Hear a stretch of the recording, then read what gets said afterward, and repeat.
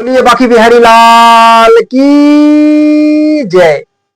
धृतराष्ट्र सिर झुका के आंखों में आंसू, सब कुछ लुट गया देखते ही देखते।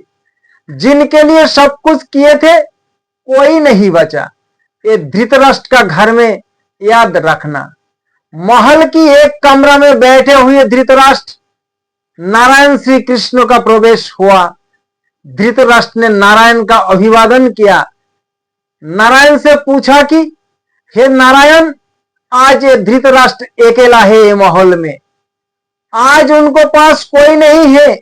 गांधारी है, वो भी आंखों में पट्टी बांध के बैठे हैं।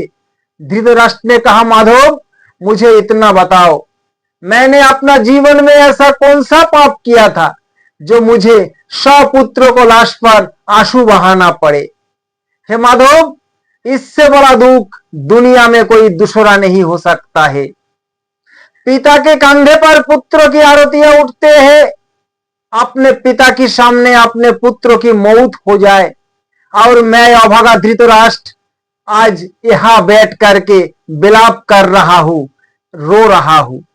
नारायण, मैं अपना 100 जन्म पीछे का देख लिया खनन करके, मुझे ऐसा कुछ नजर नहीं आया। ऐसा कौन जन्म में कौन सी पाप किया जिसके कारण मुझे 100 बच्चा को लाश पर आंसू बहाना पड़ा। नारायण, तुमने भी मुझे समझाया, शांति का प्रस्ताव लेके आए थे। द्रोणाचार्य, कृपाचार्य सब ने मुझे मार्गदर्शन किया। विदुर मुझे समझाया, समझाते रहा, लेकिन मुझे कुछ समझ में नहीं आया। हे कृष्ण, ये युद्ध मैं नहीं चाहता थे, मैं यह टालना चाहता था, लेकिन दुर्योधन तो शासक की समझ न आया। आज मुझे कृपा करके मेरी आत्मा को शांति मिले, मैं आत्मग्लानि से भर रहा हूं। एक खानदान का रक्तों से छाने हैं मेरा हाथ। ये बताओ मधुसूदन कि नियति को बदलाव क्यों नहीं पाया। मैं होने का नहीं बदल पाया। लाखों मन को समझाया, क्या बजाय है कि मैं होनी को अनहोनी नहीं कर सका। कृष्ण ने कहा, हे राजन, ये तुम्हारा ही कर्तव्य का कारण है। एक बात याद रखना, आदमी को जो कुछ भी प्राप्त होता है वो उसका कर्म का फल हुआ करता है।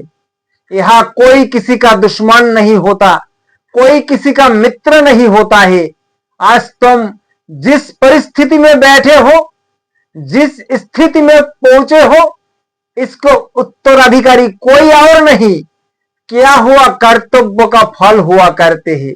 आज जो सुख दुख मिल रहा है वो उसी का क्या हुआ कर्म का फल। घर स्वर्ग हो तो आप ही जिम्मेदार हो, घर नरक बना हो तो आप ही जिम्मेदार हो। जैसा करनी ऐसा फल, आज नहीं तो काल। कृष्ण ने कहा कि राजन, ये बात 100 जन्म की नहीं है, बात को 100 जन्म की पहले की है। आज से 100 जन्म पहले आप बहुत बड़ा सम्राट थे, बड़े संवेदनशील थे, दयालु थे। धृतराष्ट्र ने कहा, हे कृष्ण, क्या 100 जन्म पहले का फल भी मिलता है। कृष्ण ने कहा, कुछ कर्म ऐसा होता है जिसका फल तुरंत मिलता है, कुछ कर्म ऐसा होता है जिसका फल साल भर बाद मिलता है, कुछ कर्म ऐसा होता है जिसका फल 20 साल बाद भी वो बुढ़ापा में भी मिलता है। कुछ कर्म का फल अगली जन्म में और कुछ कर्म का फल जन्म जन्म में हुआ करते हैं। बच्चा साल भर पढ़ाई लिखाई करते हैं और साल बाद रिजल्ट मिलता है। डॉक्टर इंजीनियर बनता है तो 5-10 साल बाद रिजल्ट मिलते और डॉक्टर इंजीनियर बनते हैं। मोक्ष का फल जन्म जन्म करना पड़ता है, तब जाके मुक्ति की यात्रा हुआ करते हैं। जैसा व्यवहार बच्चा को साथ करोगे, ऐसा व्यवहार बुढ़ापा में लौट के तुम्हारा पास वापिस आएगा। लड़का को गाली दोगे, बुढ़ापा में तुम्हें वृद्धाश्रम पहुंचा देगा। कर्म का फल तुरंत मिलता है। धृतराष्ट्र, तुम्हें बड़े धाक थी, पर तुम्हें एक कमी थी। अगर जीवन में 1000 गुण हो पर एक अवगुण 1000 गुण को पानी फेर देता है। 1000 लीटर दूध रखा हो, उसमें एक बूंद नींबू गिरा दिया तो पूरा दूध फट जाया करते हैं। जीवन में गुण होए चाहे ना होए, अवगुण से बचिए। महाराज, एक अवगुण था आपको अंदर, आप भोजन प्रिय थे, आप अपना रसना इंद्रियों को जीत नहीं पाए थे। स्वादिष्ट खाना ना बनने पर आप थाली फेंक देते थे। एक दिन आपका रसोई में एक हंस को बच्चा को बनाकर आपको खिला दिया। आप तो शुद्ध शाकाहारी था, पर ज्यादा तेल मसाला की वजह से आप समझ नहीं पाया क्या बना है। आपने ना विचार किया, ना देखा, ना सोचा, उस मांस को आपने खाया और बहुत तारीफ किया उस रसोइयों की। उसे गले का हार इनाम में दे दिया। प्रतिदिन वही रसोइयों ने वही इनाम की लालच में 100 हंस को बच्चा को मार मार कर खिला दिया आपको। आप खाते रहे। महाराज, आदमी को अपने खान पान पर जरूर देना चाहिए, क्योंकि भोजन से मांस, रक्त, धातु बनता है और ऐसा विचार बनता है। विचार से व्यवहार बनता है, व्यवहार संस्कार बन के खड़ा होते हैं। खान पान शुद्ध हो तो उसका खानदान शुद्ध। शाकाहार उत्तम आहार, मांसाहार पापाहार। हॉस्पिटल में शाकाहारी मरीज कम होता है और मांसाहारी मरीज ज्यादा होता है। कैंसर, बीपी, टीबी, शुगर मांसाहारी प्राणी को ज्यादा होता है। खाना पशु कभी मना नहीं करते हैं।